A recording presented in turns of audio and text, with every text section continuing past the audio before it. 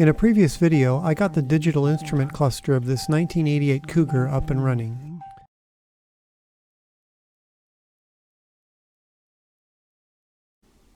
I think I can make it even better. Forgive the constant.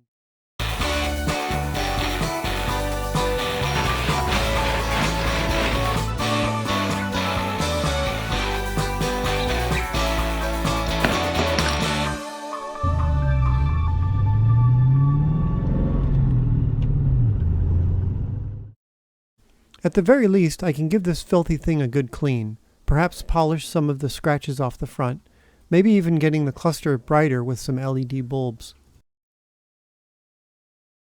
But first I need to remove it. Hopefully I can power it up on the bench for testing.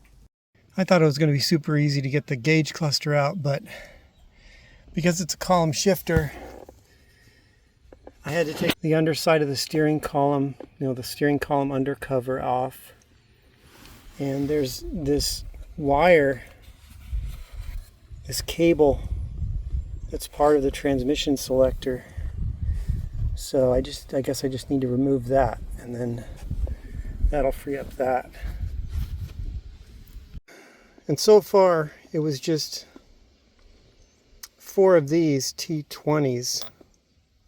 But you're going to need something with a long handle to get all the way back here. So actually, instead of using a T20, the outside is a 7mm.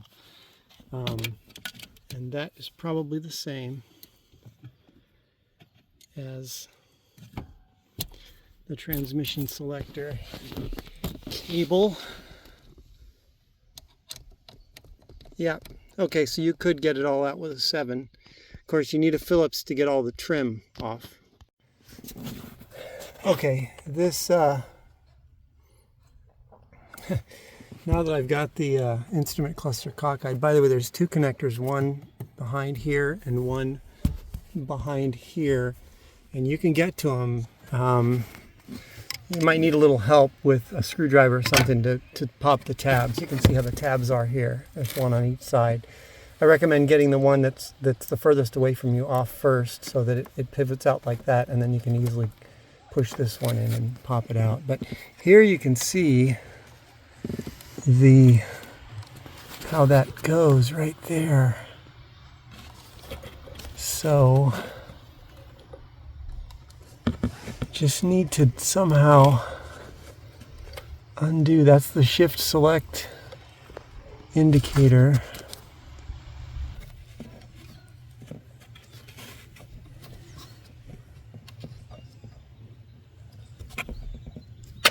Ah, yes. I'm not sure that would be super easy to get back in there. And once you got that, we're good to go. There it is. And yes, this has 2 light bulbs in it. There. But the rest of them you can't get to from behind. There's a lot of them too.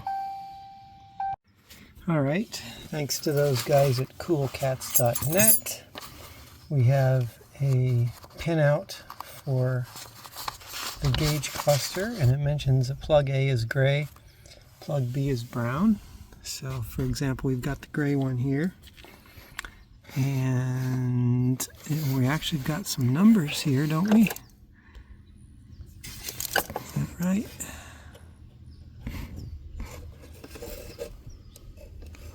So 10 through 18 and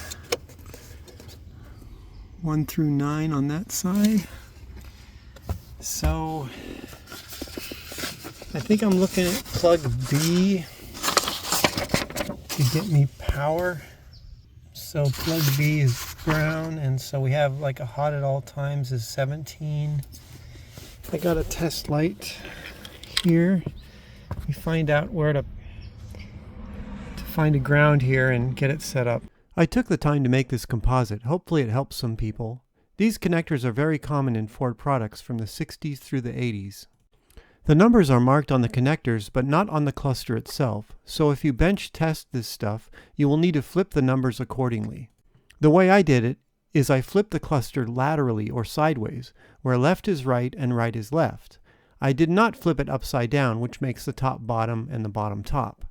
So that means I will reverse the connectors with each other, in this case gray and brown, and reverse the numbers as you see here. So let's get on with the testing where I verify the diagrams that I found. Rule number 1 in wiring, don't trust diagrams. We've got 10, 11, 12. So the second to the last one is 17. Let's see if I can get you to see this when I tap it on here. Yep, got our battery there. So the one right next to it is going to be ACC on, which currently is not on. But when I put the key in, turn on ACC, should have juice there. Yep, and we do. Okay, I brought a pen in here. So I'm going to make a diagram of that connector.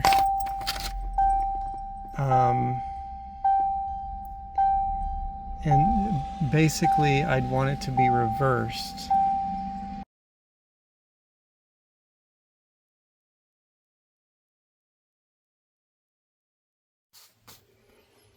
So with the cluster flipped, it means all the pins are going to flip. So we go from this to this.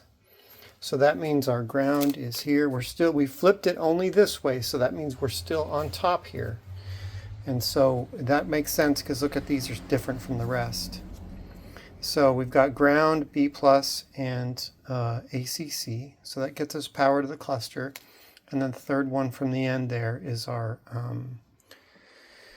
illumination, nighttime illumination. So because I'm into electronics and stuff, I have these circuit, breakout boards, project boards, whatever you call them. And I have marked where I want it. So I'm going to solder some wires on the other side of this. And try to make it so I'm not ruining this at all. And I also have to try to make sure that they're all at the same, when I'm done, all the solder is at the same level. I can run a file across the whole thing or whatever. And then I'm going to put this in here, and then I'm going to shim behind it with, whatever I have laying around, doesn't matter, until I get it pressed up against there reasonably. And then I can flip the cluster around carefully and power it up and see what happens. Okay, here's our setup. Popsicle sticks. Always have in your stock some popsicle sticks. So they're spaced out and I've got everything lined up and that should be it. So according to what I figured out with my test light, always a good idea to test these things even if you do. The cluster illumination is hot when the lights are off. So there was 12 volts on there when the lights were off. So that was interesting. But I'm going to go ahead and put 12 volts on that to begin with. So that means that our battery plus our ACC and our illumination are all going to be on 12 volts. And then we're just going to have a ground. All right, anyway, so we got 10 volts and we're going to see if this lights up when I do this. And I don't have anything on here. There's no current, so something is definitely off. Okay, I can't look at the back and the front at the same time, but it looks like we have a problem with our little jig. When I move this back, when I lift this up a little bit, actually, it works. So what could that be? Oh. Okay, yeah. So we have our cluster on now. Can't see anything. Let's make sure that we are feeding in enough juice. Yeah, we are.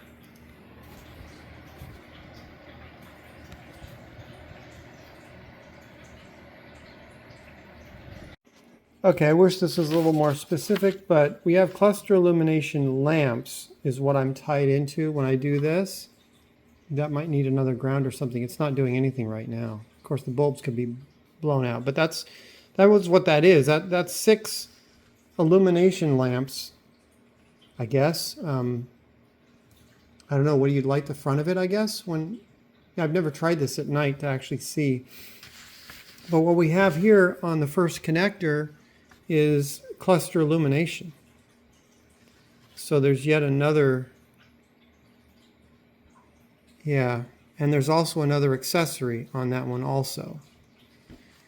So yeah, looks like I need to connect those to also signal ground. That's going to be for the sensors, but there's a regular ground here, so you may as well hook up 17, 15, and 14 as well. I went back and forth with the dimmer, the cluster illumination. But when the lights are off, it does have full voltage on that pin that's indicated as cluster illumination lamps. However, when you turn on the lights, it also is on full battery. Well, not quite full. And when you adjust the dimmer wheel up and down, it changes with that. Okay, you ready for this?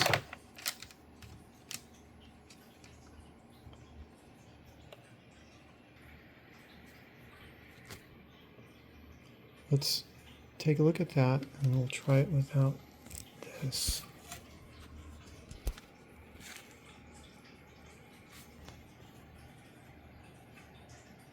No, it didn't make any difference at all.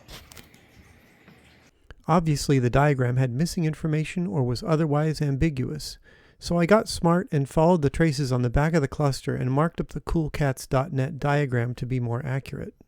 Turns out connector A, or gray, pin 17, marked simply as cluster illumination, was the dimmer-controlled plus voltage for the Prindle and buttons only. And more importantly, pin 18, marked on the original as warning lights ground, is actually the ground for all of the bulbs in the cluster. That was what I was missing. Pins 14 and 15 on that connector were the power source for the left side secondary gauge display, you know, the one that shows the RPM and fluid levels. So I had to power those up as well for testing. The B connector, brown, was pretty much correct, providing power and ground for the speedo and right displays on pins 16, 17, and 18. And of course pin 12 with its variable voltage for just the 6 bulbs that light the entire 3 displays.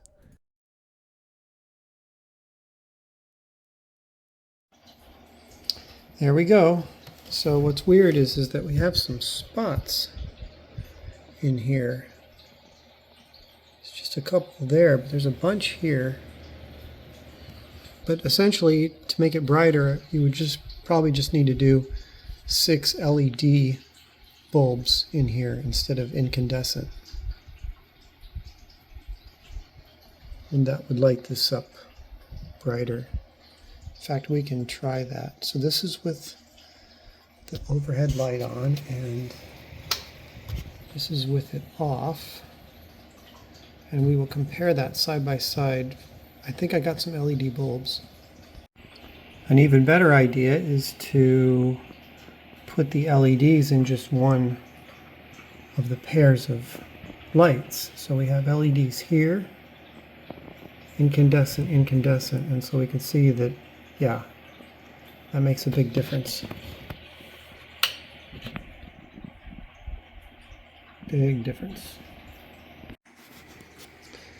So I'm going to take this front bezel off. There's 1, 2, 3, 4, 5, 6 screws.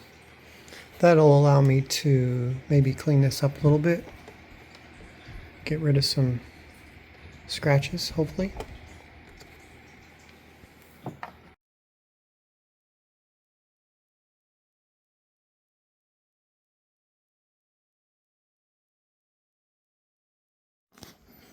So here it is in its LED glory. The one thing that I recommend, because this is not exactly the easiest thing to remove from the car, and because I've had experience with LED replacement bulbs, instrument bulb, cluster bulbs, is that you go ahead and burn this in a little bit, as far as letting it run at least a few hours like this, because if the LED bulbs fail, they tend to fail pretty quickly, at least in my experience. It's certainly not going to do you any harm to test and make sure that these LED bulbs made of pure Chinesium are not going to fail on you, right after you put this back in the car. So that's what I'm going to do. I'm going to let this sit here for at least a couple hours, probably until this evening or whatever, and then we can actually look at it at night too, see how bright it is. But one additional task I performed was to repair the mounting collar for the Prindle cable, which was broken here close to this corner. I just scuffed it up and applied some 5-minute epoxy, which worked great. Alright, so I got it kind of mounted in there, what it would look like in very bright sunlight. Not bad. Not bad at all. I think that's as bright as it's ever been from day one.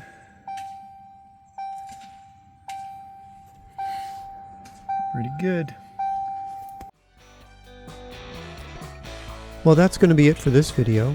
I hope you were entertained or at least learned something. I know I did. Please consider subscribing to my channel. All the parts of this car are currently for sale, including the instrument cluster, so check the description for my contact information and also links to some of the tools that I use. Thanks for watching, friends.